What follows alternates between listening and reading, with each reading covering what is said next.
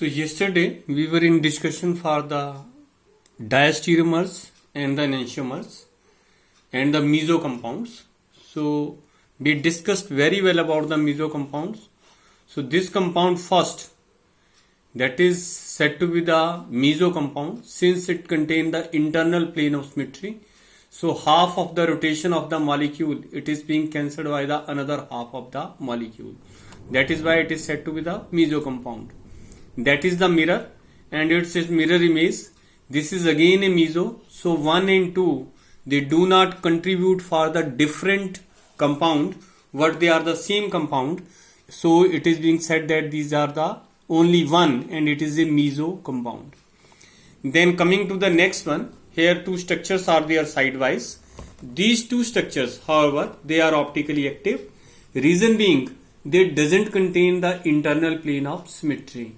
So one molecule is this one, another molecule is this one. Both are mirror image of each other, as well as they are non-superimposable mirror image. So this means these are optically active.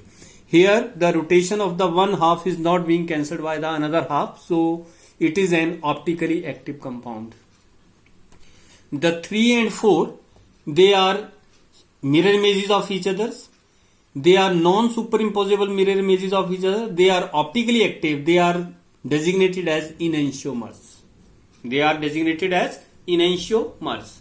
It means enantiomers are having mirror image relationship with each other. Also, they are having non-superimposable mirror images. Also, they are both optically active. That are said to be the enantiomers. Enantiomers, they are having same physical and chemical properties. I will notify a little later on how they are having the same properties. And they are not easy to separate from each other, enantiomers. When I talk about the diastereomers, only comparing one or two compounds, this is the two that if compared with the third one, then 2 and 3 they are not having mirror image relationship. अगर वो mirror image relationship है ही नहीं तो super imposable और non super imposable का मतलब ही नहीं होता है. डायस्टीरियम में क्या रिलेशन होता है? डायस्टीरियमर्स में एक कार्बन एटम पे कॉन्फ़िगरेशन सिमिलर होती है. सो that is the configuration similar at this carbon atom. इस पे OH इस तरफ है, H इस तरफ, नीचे COH, OH इस तरफ, H इस तरफ और COH नीचे की तरफ. दूसरे कार्बन एटम पे कॉन्फ़िगरेशन वेरी कर जाती है. यहां OH राइट साइड को है, यहां OH लेफ्ट साइड को है. So the configuration varies at one carbon atom. It is similar at the another carbon atom. Another thing, इसमें से 2 जो है वो ऑप्टिकली इनएक्टिव है, 3 जो है वो ऑप्टिकली एक्टिव है. तो डायस्टीरियोमर्स जो है वो ऑप्टिकली एक्टिव भी हो सकते हैं, ऑप्टिकली इनएक्टिव भी हो सकते हैं. They are having wide variation in their physical properties, so we can easily separate them. Now let us see the further slides here. What is meant by the external and internal compensations? What is meant by the external and internal compensation? तो ये tartaric acid का molecule है. तो first में इनको आप भूल जाइए कि एरो मैंने लगा रखे हैं यहां पर. तो ये प्लेन ऑफ सिमेट्री है सेंटर में. तो OH की रिफ्लेक्शन OH, H की रिफ्लेक्शन H और COH की रिफ्लेक्शन COH. तो ये मॉलिक्यूल जो है वो ऑप्टिकली इनएक्टिव है क्योंकि इस एक मॉलिक्यूल जो ऑप्टिकल रोटेट जो है वो इस तरीके से कर रहा है और आधा पार्ट जो ऑप्टिकल रोटेट जो वो इस तरीके से कर रहा है. इसीलिए इस मॉलिक्यूल की optical rotation alpha value that is equal to the 0. Alpha means optical rotation. So optical rotation for this compound it is 0. इसी एक ही कंपाउंड के अंदर जो वो ऑप्टिकल रोटेशन 0 होगी क्योंकि एक प्लस हाफ में रोटेट कर रहा है, एक माइनस हाफ में रोटेट कर रहा है. तो हम कहेंगे कि internally the rotation is being compensated. Internally जो वो रोटेशन क्या हो गई? कंपनसेशन हो गई. कंपनसेशन मींस प्लस और माइनस मिलके क्या बन गया? 0 बन गया. तो इसको बोलेंगे हम इंटरनल कंपनसेशन. क्या बोलेंगे इसको? Internal compensation. इसी के साथ आता है what is the external compensation. External compensation के लिए मैंने यहां 2 मॉलिक्यूल ड्रॉ कर रखे हैं. तो one molecule it is optically active, reason being there is no plane of symmetry, H की रिफ्लेक्शन OH, H की रिफ्लेक्शन OH, तो इसमें क्या है, इंटरनल प्लेन ऑफ सिमेट्री नहीं है। अगर इंटरनल प्लेन ऑफ सिमेट्री नहीं है तो ऑप्टिकल रोटेशन इसकी होगी, दूसरे की भी ऑप्टिकल रोटेशन होगी, दोनों का मिरर इमेज रिलेशनशिप है, इसका मतलब दोनों इनएंशियोमर्स हैं। क्या है ये दोनों? इनएंशियोमर्स। इनकी ऑप्टिकल रोटेशन मैंने यहां शो कर रखी है, one is having the optical rotation +12, another is having the -12। पीछे जो कंपाउंड ये साइड वाइज डिस्कस किया, इसमें इंटरनली रोटेशन जो है प्लस और माइनस होके 0 हो गई। इसकी +12 है, इसकी -12 है। अगर मेरे पास दो सॉल्यूशन हो, एक में डेक्स्ट्रो आइसोमर हो, दूसरे में लीवो आइसोमर हो, और दोनों की कंसंट्रेशन इक्वल हो, अगर मैं उन दोनों को मिक्स कर दूं तो भी ऑप्टिकल रोटेशन जो होगी वो 0 हो जाएगी। कितनी हो जाएगी ऑप्टिकल रोटेशन? 0। कैसे हो जाएगी? क्योंकि 50% जो सोल्यूशन होगा उसकी रोटेशन +12 होगी और 50% जो सोल्यूशन होगा उसकी रोटेशन क्या होगी? -12। यहां एक ही कंपाउंड है, कहां पर? यहां पर। इस सिंगल कंपाउंड की ऑप्टिकल रोटेशन 0 है क्योंकि मॉलिक्यूल अंदर से ही +- होके 0 हो जा रहा है। यहां इसकी ऑप्टिकल रोटेशन है, दूसरे की ऑप्टिकल रोटेशन है, दोनों सेपरेट हैं, पर मैंने क्या किया, 50% मिक्सचर इसका लिया, 50% मिक्सचर दूसरे का लिया। तो जब मैं इन दोनों को मिक्स करूंगा तो आधा सॉल्यूशन जो है +12 रोटेट करेगा, आधा सॉल्यूशन जो -12 रोटेट करेगा, तो ये हो जाएगा mixture of the dextro and the laevo isomer. So when both are mixed, they are having rotation magnitude equal to 12 but with the opposite sign. So their optical rotation will contribute to 0. Such a mixture is said to be the racemic mixture. क्या बोलते हैं इस mixture को? Racemic mixture बोलते हैं। तो इसमें जो है वो इंटरनली जो है वो कंपनसेशन नहीं हो रही है, एक्सटर्नली कंपनसेट हो रहा है कि एक सॉल्यूशन लिया और दूसरा सॉल्यूशन दिया, फिर दोनों सॉल्यूशन जो मिक्सअप होके 0 बना रहे हैं। तो इस तरह का जब कंपनसेशन होता है या ऑप्टिकल रोटेशन 0 हो जाती है जिस केस में, तो उसको बोलते हैं हम एक्सटर्नल कंपनसेशन। क्या बोलेंगे इसको? External compensation. So when I am taking the meso compound, then meso compound there is a internal compensation. When I am taking the D and L isomers in equal proportions in a one solution, then again the optical rotation is 0 and that is said to be the external compensation. क्या बोलते हैं इसको? External compensation. Next one is the how the physical properties vary.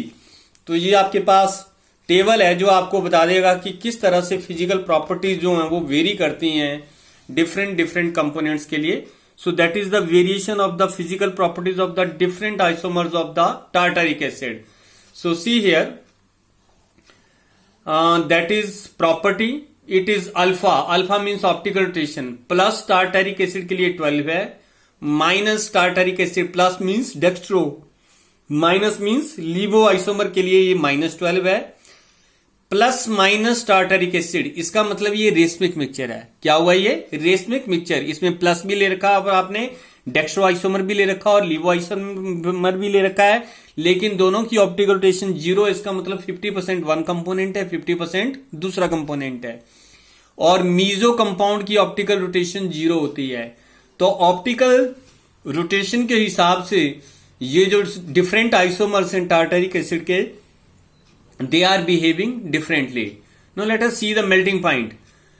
तो plus और minus tartaric acid आपस में enantiomers हुए, D और एल आइसोमर, तो इन दोनों की फिजिकल प्रॉपर्टी सिमिलर होंगी। 170 डिग्री इसका मेल्टिंग पॉइंट है, दूसरे का कितना है? 170। लेकिन अगर आप दोनों को 50-50% मिक्स कर देते हो तो उसका मेल्टिंग पॉइंट 205 हो गया। So see how much variation in the melting point is there. कहां 170 डिग्री और कहां आपके पास जो है वो मेल्टिंग पॉइंट जो है वो 205 डिग्री बन रहा है। कितना बन रहा है? 205 degree. So there is much more variation in the melting point. अगर आपके पास केवल मीजो कंपाउंड है तो मीजो कंपाउंड का मेल्टिंग पॉइंट 140 डिग्री है। सो that is the difference in the melting point. How the solubility varies. Solubility physical property है। Dextro isomer 147 milligram पर 100 ml dissolve होता है वाटर में। लीवो आइसोमर 147 मिलीग्राम पर 100 ml सोलुबल है। लेकिन अगर आप दोनों को मिक्स कर दो, देखो कितना डिफरेंस आ रहा है। प्लस टार्टरिक एसिड सोलुबल है 150 के करीब, ये भी 150 के करीब, लेकिन दोनों को इकट्ठा डिजोल्व करते हो केवल 25 मिलीग्राम डिजोल्व होगा। सो that is the variation in the properties. And when you are having the meso component, it is 120 milligram per 100 ml it is soluble. So it is the variation in the physical property, and that physical property is the solubility of the different component of the tartaric acid. If we are having the density of the different component, plus tartaric acid it is 1.760, levo tartaric acid it is 1.760. On the other hand, the racemic mixture is having 1.687 and meso tartaric acid it is having 1.66 or 666. So all the properties they are varying. Component एक ही है tartaric acid, लेकिन उसके अलग अलग isomers हैं। ये dextro, this one levo, this one combination of dextro and levo, and that is the meso tartaric acid that is having the internal plane of the symmetry. तो exam के हिसाब से आपको enantiomers, diastereomers, their properties, how much they vary, ये जो है ये internal compensation या एक्सटर्नल कंपनसेशन, ये जो है वो क्लियर होने चाहिए, because these are the repeated questions in the examinations when you talk about the stereochemistry. Now let us move further. Rarely asked question, erythro and threo isomers. Erythro and threo isomers, ये जो है उन compound के लिए हम word use करते हैं जो इस तरह के होते हैं R C A B C A B. इस कार्बन पे जो सब्स्टिट्यूएंट है वही नेक्स्ट कार्बन पे सब्स्टिट्यूएंट है. फर्स्ट आर है, फोर्थ आर प्राइम है, यानी फर्स्ट और फोर्थ बेरी कर रहे हैं, सेकंड और थर्ड आपस में क्या कर रहे हैं, मैच कर रहे हैं. इनको हम थ्रियो और इरिथ्रियो आइसोमर्स भी बोलते हैं. तो ये आपके सामने स्ट्रक्चर्स हैं जिनको हम थ्रियो और इरिथ्रियो आइसोमर्स बोलते हैं. So see one component here, it is CHO that is R, CH2OH that is R prime. ये फिशर प्रोजेक्शन है, और फिशर प्रोजेक्शन आपको मालूम है कि हमेशा इस तरह से लिखी जाती है कि ऊपर सबसे ऑक्सीडाइज्ड फॉर्म होगी, नीचे सबसे ज्यादा रिड्यूस्ड फॉर्म होगी. तो reduced form CH2OH it is at bottom. This is aldehyde that is the oxidise portion. ये कहां आएगा, टॉप पे आएगा. So see here HOH, A and V, this is A and V, so it is R C A B and C A B and R prime type का compound. इस compound की mirror image relationship होगी, और साथ में इसमें internal plane of symmetry नहीं है, क्योंकि फर्स्ट और फोर्थ आपस में मैच नहीं कर रहे हैं. अगर फर्स्ट और फोर्थ मैच करें, बीच में OH की रिफ्लेक्शन, H की रिफ्लेक्शन आए, तो इंटरनल प्लेन ऑफ सिमेट्री होता है. लेकिन इसमें इंटरनल प्लेन ऑफ सिमेट्री जो है वो नहीं है. तो ये भी ऑप्टिकली एक्टिव है, ये भी ऑप्टिकली एक्टिव है. अगर इसकी बात करें तो इसमें इंटरनल प्लेन ऑफ सिमेट्री लग रहा है, OH की OH, H की H, लेकिन CHO है ऊपर और नीचे CH2OH है. तो फर्स्ट और फोर्थ मैच नहीं कर रहे हैं, इसका मतलब इसमें भी इंटरनल प्लेन ऑफ सिमेट्री नहीं है, तो इसकी मिरर इमेज में भी इंटरनल प्लेन ऑफ सिमेट्री नहीं होगा. So all these compounds are optically active. How we classify them as the thrio and erythrio isomers? तो फर्स्ट को हम बोलते हैं threose. That is word the utilise, it is threose. कैसे पता करना है इसमें कि थ्रियोज कौन सा और इरिथ्रियोज कौन सा है? जब आप इरिथ्रियो या थ्रियो वर्ड यूटिलाइज कर रहे हैं तो आपने सिमिलर एटम्स चेक करने हैं. इसमें देखो, ये हाइड्रोजन, ये और hydrogen, these are the similar atom. OH and OH, they are the similar groups. If they are on the opposite side, B से it is thrio. या आपने याद रखना है एक वर्ड थ्रोन आउटसाइड. तो ये OH बाहर की तरफ को है, OH बाहर की तरफ को है, H इस साइड को है, H इस साइड को है. These are thrown outside. That is the word thrios. क्या वर्ड यूज किया उसने? Threo isomer. इसको क्या बोलेंगे? थ्रियो. अगर दोनों एक ही साइड को हों, जैसे यहां पर H और H दोनों एक ही साइड को हैं, OH और OH एक ही साइड को हैं, तो इसको बोलेंगे हम इरिथ्रियो आइसोमर. क्या बोलेंगे हम इसको? Erythro isomer. So that is the erythro isomers and that is the trio isomers. तो थ्रियो तब बोलेंगे जब H और H जो वो अपोजिट डायरेक्शन में, या OH और OH अपोजिट डायरेक्शन में. जब दोनों सेम साइड पे हैं तो उसको क्या बोलेंगे हम, इरिथ्रो बोलेंगे. तो फर्स्ट टू थ्रियो आइसोमर्स हैं और लास्ट टू जो हैं उनको हम बोलेंगे इरिथ्रियो आइसोमर्स. क्या बोलेंगे उनको, erythro isomers. So that is the classification regarding the threo and erythro isomers. Let us see some more example regarding the trio and erythrio isomers. This is the another one example of the trio and erythrio isomers.